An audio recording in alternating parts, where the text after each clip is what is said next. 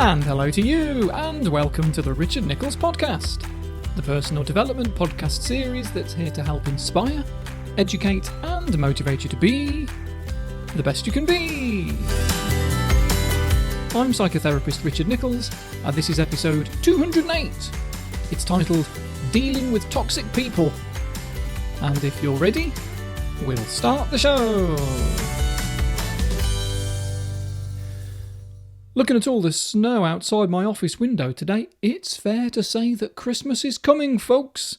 But please don't let that stress you out, though. I know there's a lot of pressure to try and be cheerful this time of year and to be everywhere and see everyone, especially when Christmas last year was missing so much social stuff because of COVID.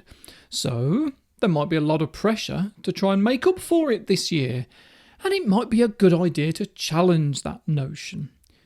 You might prefer to limit your social gatherings, not just because of COVID, but for your mental health, for your stress levels. As we found these last 18 months, we live in a modern world and we can take advantage of it. We've got Skype, Zoom and FaceTime, Facebook Messenger and WhatsApp. And actually, we've also got the choice to not bother with people as well, even family. It's worth acknowledging that for some people, family is just a bloodline, a connection with each other that's by design rather than desire. And it's okay to not love your family. It's okay to not even like your family. And the annoying thing is that it's likely that someone will wish us a Merry Christmas and assume that just because they are looking forward to spending time with their family, that you will too. And this notion that Christmas is always lovely and there's something wrong with you if it's not, isn't helped by the endless TV adverts showing these huge tables with a dozen people sitting around it, all smiling and laughing and liking each other. And none of them appear to be toxic. None of them appear to have passive-aggressive attitudes or are making snide remarks. No one's being racist or drunk or telling someone else how to better parent their children. And if anything toxic is on the radar for you, I'm so sorry, you deserve better, you really do.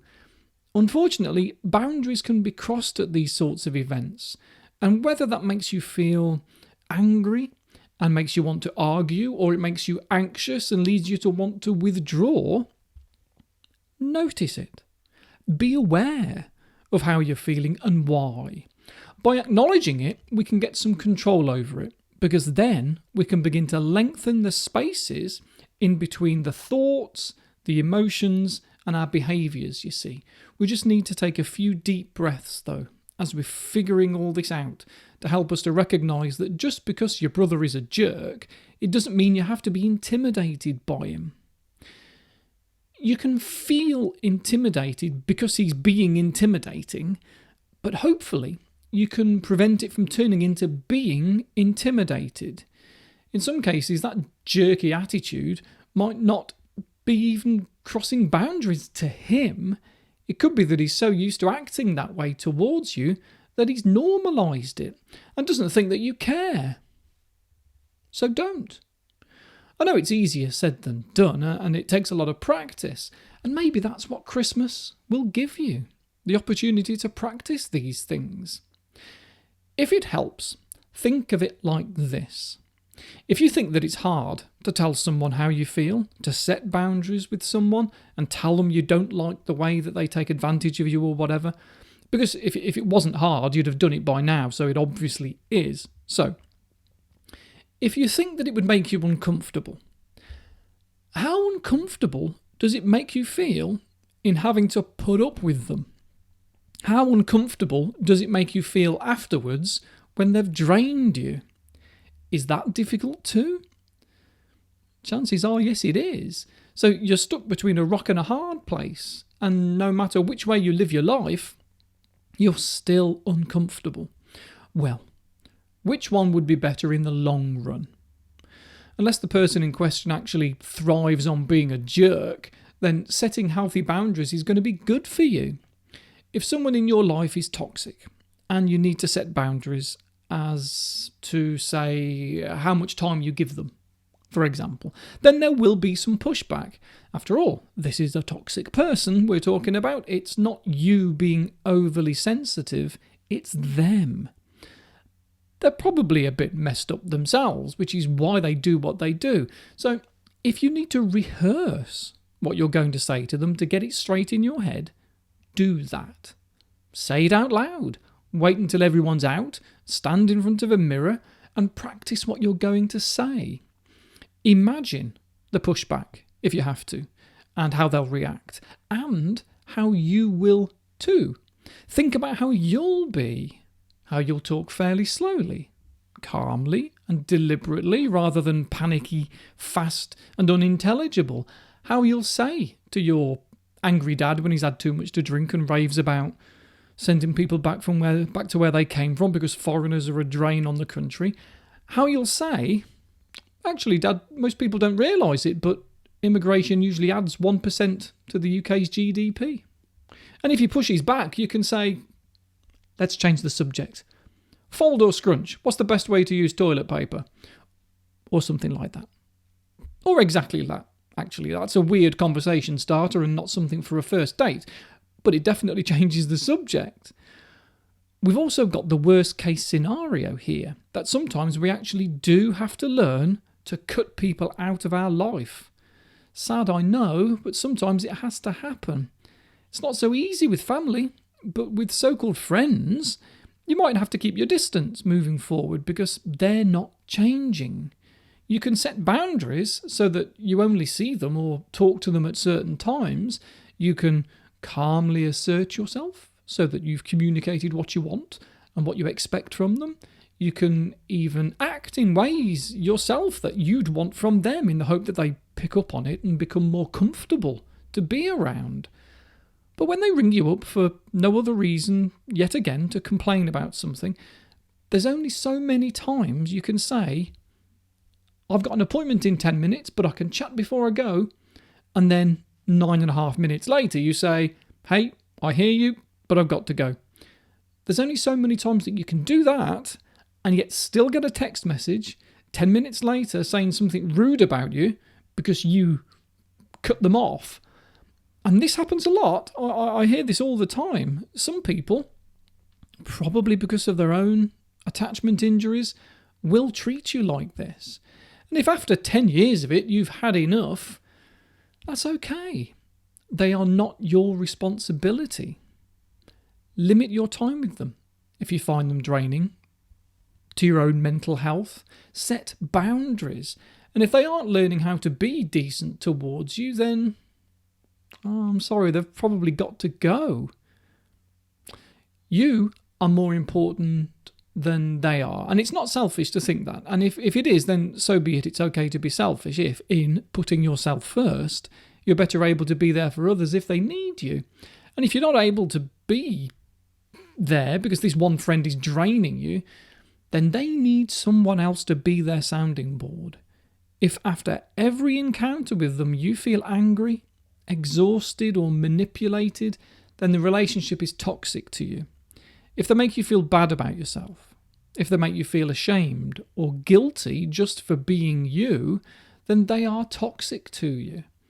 And if after all the boundary settings and assertive ways of saying how you feel about it, like I talked about in the boundaries episode in October, I think it was. That was a Patreon episode, actually. Jump on board on Patreon if you want to hear that, and very much more with it.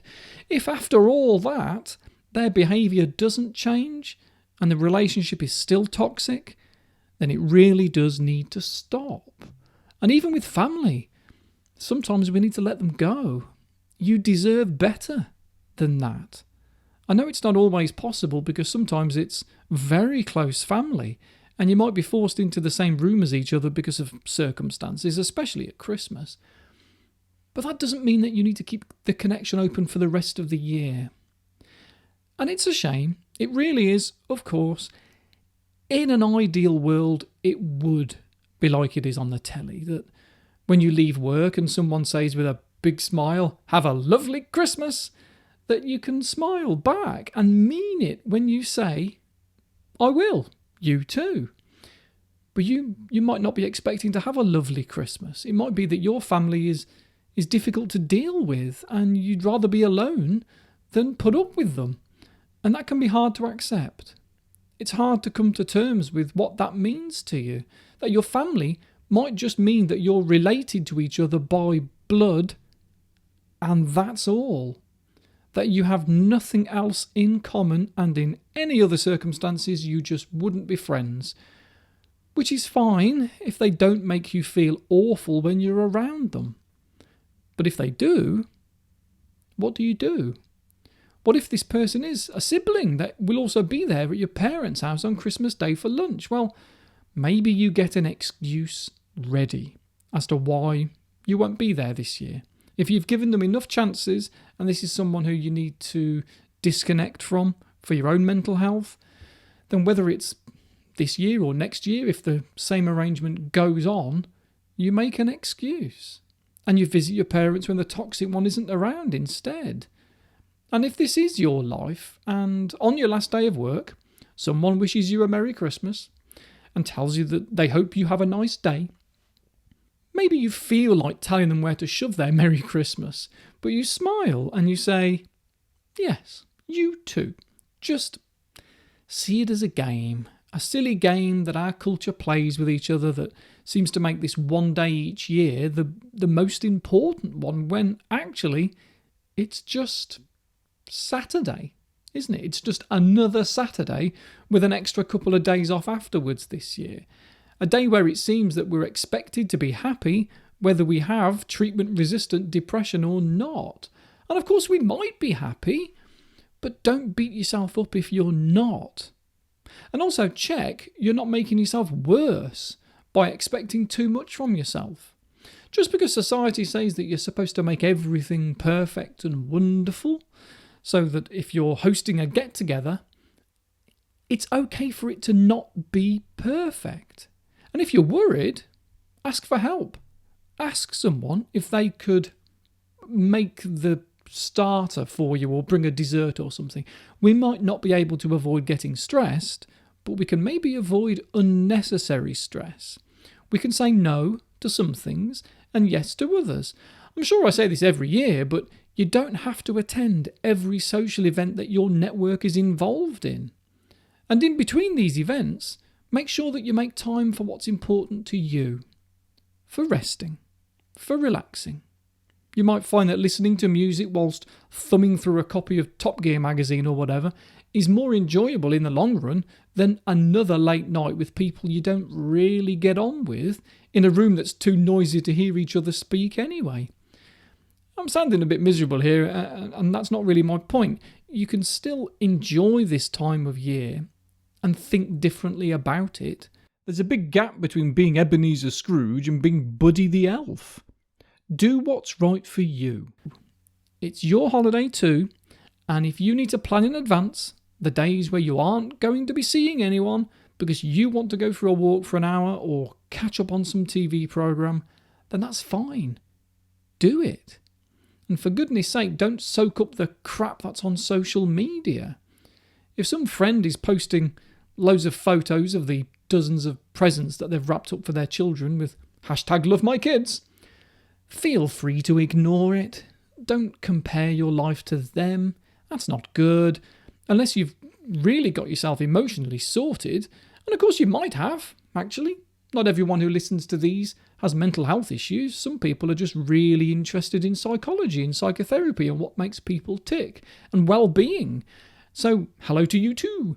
And if this is you, then sure, enjoy other people's nice days that they post on social media and be happy for them, not envious. That's great. Not everyone can do that. And if you can't, it's perfectly okay to leave social media well alone. As with many things in life, there are no rules, really, as to what guarantees well-being and happiness. Just do what's right for you. So, let's go for another month, looking at the time. You can always hear more from me on Patreon. If you enjoy my podcast series and you'd like to support me, you can do so through patreon.com. And as a thank you, you get a podcast episode every Monday morning from me, some super chill-out hypnotherapy tracks to listen to as well. And more importantly, you get a lovely warm glow knowing that you're helping the world to become a better place, because a big portion of your pledge does go to helping a lot of charities as well. So I'll love you and leave you for now. Have a super December, however you're spending it, and I will speak to you again soon. Okay? Bye for now.